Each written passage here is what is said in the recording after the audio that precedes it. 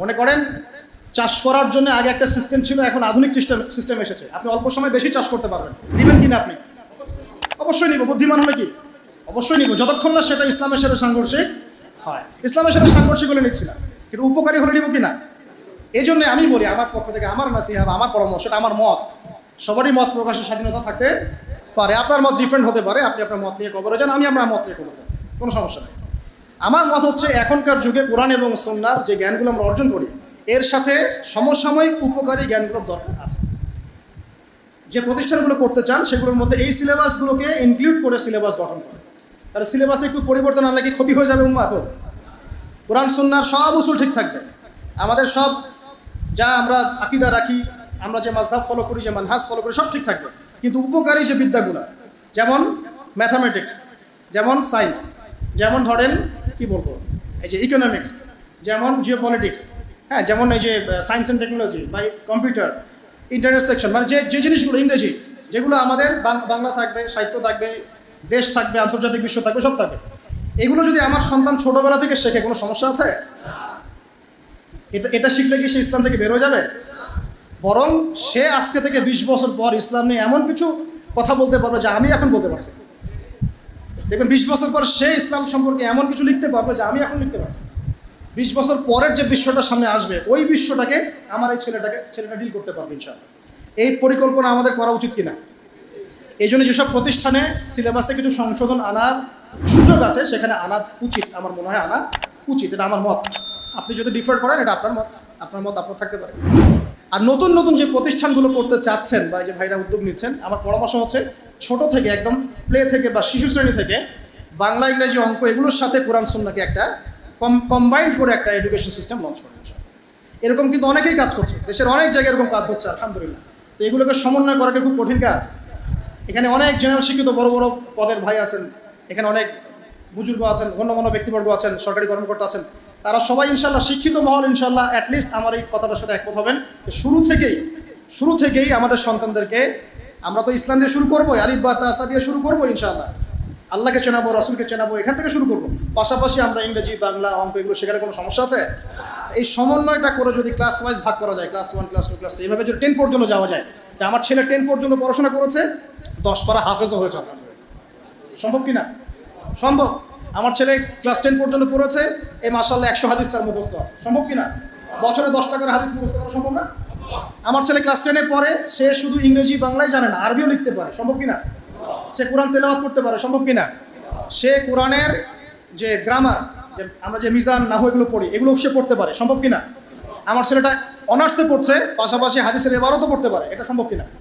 তো এই জিনিসটা যদি আমরা একটু গুছিয়ে করতে পারি ইনশাআল্লাহ তাআলা, আমি খুব আশাবাদী যে আগামী 10 থেকে 20 বছরের মধ্যে আপনি নতুন একটা প্রজন্ম পাবেন ইনশাআল্লাহ। এই প্রজন্ম দুই দিকেই সমান দক্ষ হবে ইনশাআল্লাহ। তবে তারা কেউ যেন উদ্ধত অহংকারী না হয়, তারা যেন কেউ শিক্ষিত মূর্খ হয়ে না যায়। শিক্ষিত মূর্খ আছে আমাদের, এটা নিশ্চিত করতে হবে আমাদেরকে। তারা যেন সত্যবাদী হয়, সৎসাহসী হয়, তারা যেন কর্মঠ হয়, খেলাধুলা করে, ফিজিক্যালি ফিট হয়, তারা যেন ঠিক টাইমে ঘুমায়, ঠিক টাইমে ওঠে, ভালো খাবার খায়, ভালো পরিবেশে মেশে, এগুলো নিশ্চিত করতে হবে। কারণ পড়াশোনা শুধু কিন্তু বই পুস্তক পড়ার নাম, আখলাকের পরিবর্তনের নাম পড়াশোনা। আমি এমন অনেক মানুষ দেখেছি, আল্লাহ মাফ করুন, আমি দুর্নাম করতে চাই না, কোরআন সুন্নাহর প্রচুর জ্ঞান আছে, আখলাকের বালাই নাই। কোরআন সুন্নাহর প্রচুর জ্ঞান আছে, ধর করে হাদিসের এবারত আপনাকে বলে দিবে, উসুল বলে, আখলাক নাই, আখলাক চরিত্র, আখলাক নাই, মাধুর্য নাই। আবার আমি এমন মানুষ দেখেছি, আখলাক 5 মিনিটে আপনার কাছে মনে হবে আপনি পরকাল চিনে ফেলেছেন। এমনও মানুষ বাংলার আনাচে কানাচে আছে। বড় বড় ওলামা একরামদের দরবারে যান, তাদের সাথে পরামর্শ করেন, দেখা সাক্ষাৎ করেন, 5-10 মিনিটে বুঝবেন যে পরকাল কি জিনিস। আখলাক কি? যে রিক্সায় করে এসেছেন, সেই রিক্সাওয়ালাকে নিয়ে একই দস্তরখানায় বসে খাবার খাচ্ছেন, নিজে খাবার তুলে খাওয়াচ্ছেন। এই আখলাকটা তো আমার মধ্যে আসতেছে না। আমার কাছে তো অনেক জ্ঞান আছে মনে করেন, কথার কথা বলছেন আলহামদুলিল্লাহ, কিন্তু আখলাক তো আসলো না। তাহলে জ্ঞান আর আখলাক কি এক জিনিস? আল্লাহ নবী শুধু জ্ঞান শিক্ষা দেন নাই, আখলাকও শিক্ষা দিয়েছে। আল্লাহ পাক আমাদের সবাইকে এমন সন্তান গড়ে তোলার তৌফিক দান করুন যারা উভমুখী শিক্ষায় শিক্ষিত হবে এবং চমৎকার আখলাকের মানুষ হবে। আল্লাহ রাব্বুল আলামিন আমাদের সবাইকে এরকম শিক্ষা প্রতিষ্ঠান গড়ে তোলার তৌফিক এনায়েত করুন। এখন ভাই উদ্যোগ নিয়েছেন, আমি শেষ করে দেই, আপনারা সবাই সহযোগিতা করবেন কিনা? আচ্ছা, এগুলো প্রকাশ্যে বলতে নাই, তারপরে আমি আপনাদেরকে উৎসাহিত করার জন্য বলছি, আল্লাহ আমাকে মাফ করুন। তা আমি আমার পক্ষ থেকে ভাই আপনার ফান্ডে প্রথমে 1 লাখ টাকা দিয়ে শুরু করতে চাই। ঠিক আছে, আপনি উদ্যোগ নিয়েছেন, আপনি বাস্তবায়ন করেন, আমি পরামর্শ দিব ইনশাল্লাহ, আমরা পরামর্শ দিব। এলাকার তরুণ প্রজন্ম আপনাকে সাহায্য করবে ইনশাল্লাহ। এলাকার যারা বরেণ্য গুণীমানী ব্যক্তি আছেন তারা আপনাকে পরামর্শক হিসেবে থাকবেন। আর ইয়াংরা শ্রম দিবা, ইয়াংরা কি দিবা?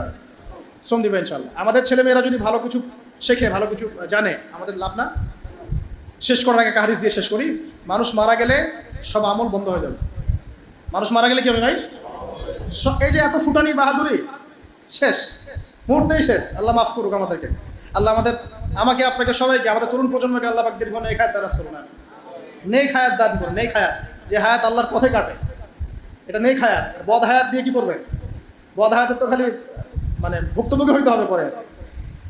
তো দেখেন, মানুষ মারা গেলে সব আমল বন্ধ হয়ে যায়, শুধুমাত্র 3টা রাস্তা খোলা থাকে। কটা ভাই? একটা বলা হচ্ছে সদকায়ে জারিয়া। এটা কি? সদকায়ে জারিয়া। সদকায়ে জারিয়া মানে এই যে মসজিদ একটা সদকায়ে জারিয়া হতে পারে, মাদ্রাসা একটা সদকায়ে জারিয়া, এরকম ইসলামিক শিক্ষা প্রতিষ্ঠান সদকায়ে জারিয়া। আপনার নলকূপ স্থাপন করেছেন, গাছ লাগিয়ে দিয়েছেন, মানে মানুষের কল্যাণে কন্টিনিউয়াসলি কাজে আসছে, এগুলোর নাম কি? সদকায়ে জারিয়া। জানেন রাষ্ট্র যারা চালান তাদের সদকায়ে জারিয়া পাওয়ার কত সুযোগ আছে? মনে করেন রাষ্ট্র একজন প্রেসিডেন্ট, তিনি যদি 100টা হসপিটাল করে দেন আল্লাহর সন্তুষ্টির জন্য, কবরে গেলে এই 100টা হসপিটালে যত মানুষ চিকিৎসা নেবে সব নাকি তিনি লাভ না? যত রাস্তাঘাট করা হয়েছে এগুলো যদি আল্লাহকে সন্তুষ্ট করার জন্য করা হয়, মানুষকে সন্তুষ্ট করার জন্য না, আল্লাহকে সন্তুষ্ট করার জন্য এগুলো করা হয়, এই নিয়াত ঠিক থাকে, মৃত্যুর পরেও কবরের মধ্যে এই মানুষ চলাচল করছে, রাস্তাঘাটে নেকি পাবেন চান, ব্রিজ পার হচ্ছে নেকি পাবেন চান, কালভার্ট ইউজ করছে নেকি পাবেন চান। সদকায়ে জারিয়া মানে কি? সমাজ কল্যাণমূলক, জনকল্যাণমূলক কাজ, যে কাজ কি হয়? চলতে থাকে, অনবরত চলতে থাকে। তো আল্লাহ পাক আমাদেরকে সদকায়ে জারিয়ামূলক কাজ করার তৌফিক দান করুন। এখন বলেন, শিক্ষা প্রতিষ্ঠান সদকায়ে জারিয়ামূলক কাজ কিনা? জারিয়ামূলক কাজ কিনা? এটা যে টিকে থাকে এবং এখানে যদি শত শত মানুষ পড়াশোনা করতে থাকে, এই নেকিটা কি পাবে? যারা এটার উদ্যোগ নিয়েছে, প্রতিষ্ঠাতা, তারা পাবেন ইনশাআল্লাহ, শিক্ষকরা পাবেন ইনশাআল্লাহ। আল্লাহ পাক তৌফিক দান করুন। সহিহ বুখারী নাম শুনেছেন না? ইমাম বুখারী কি বেঁচে আছেন? এখন পর্যন্ত সহিহ বুখারী পড়া হয় কিনা? এই নেকি কে পাচ্ছেন? এই নেকি কে পাচ্ছেন? বুখারী বলল কবরে শুয়ে নেকি পাচ্ছেন ইনশাআল্লাহ। এরকম কিছু কাজ করে যায়, আল্লাহ পাক তৌফিক দান করুন। 2 নম্বর হচ্ছে সৎ সন্তান। 2 নম্বর কি ভাই? সৎ সন্তান। সন্তান তো তোমাদের এখন হয় নাই মনে হয়, আল্লাহ পাক হওয়ার ব্যবস্থা করুন। যুবকরা এখানে খুব মানে কষ্টে ভোগে, বুঝি, আমিও বুঝি, কারণ আমরাও ভুগেছি এক সময়। হ্যাঁ, 8-10টা বিয়ের প্রস্তাব দিয়েছি, মানুষ গ্রহণ করে নাই। হ্যাঁ, কারণ হচ্ছে আমার টাকা পয়সা ছিল না, বাড়ি নাই, টাকা নাই, কিছু নাই। তোমার সাথে বিয়ে শাদীতে কী হবে? আমরা ভবিষ্যৎ খারাপ করবো নাকি? এখন লাইন ধরে করে কি করে এখন? ওই জন্য একদিন বলেছি আপনাদেরকে, মানুষের অবস্থানকেই ভালোবাসে, এটা সত্য কথা। আপনার অবস্থান যদি এখন ভালো হয় না, দেখবেন আপনার পিছনে মেয়ের বাপের অভাব নাই। আর আপনার তো এখন চাকরি বাকরি নাই, জমি জমা নাই, হ্যাঁ, আপনার টাকা পয়সা কম, আপনি দৌড়ান মানুষের পিছনে, আপনাকে পাত্তা দিবে না।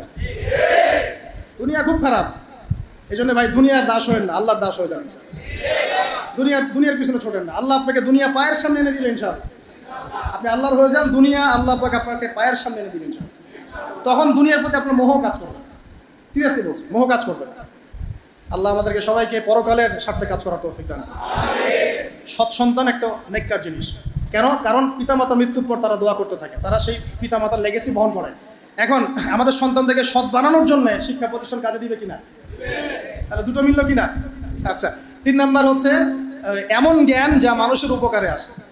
এমন জ্ঞান যা মানুষের উপকারে আসে, এই দৃষ্টিকোণ থেকে শিক্ষা প্রতিষ্ঠানগুলো কাজে আসতে পারে কিনা? অতএব আমরা দোয়া করি যে ভাই যে উদ্যোগটা নিয়েছে, এই উদ্যোগটা যেন আল্লাহ পাক এই 3টা ক্ষেত্রে বাস্তবায়ন করার তৌফিক দেন। এটা যেন সদকায়ে জারিয়ার মাধ্যম হয়, এটা যেন মানুষকে ভালো কিছু জ্ঞান শেখানোর মাধ্যম হয়, এবং এমন কিছু স্টুডেন্ট আমাদের সন্তানের মতোই, এমন কিছু সন্তান আল্লাহ পাক আমাদেরকে মানুষ করার তৌফিক দান করুন, যারা আগামীতে ইসলামকে হাতে নিয়ে, কোরআন সুন্নাহকে হাতে নিয়ে এই বিশ্বের চ্যালেঞ্জগুলো মোকাবেলা করবে, ইসলামকে এগিয়ে নিবে, প্রতিষ্ঠা করবে ইনশাআল্লাহ।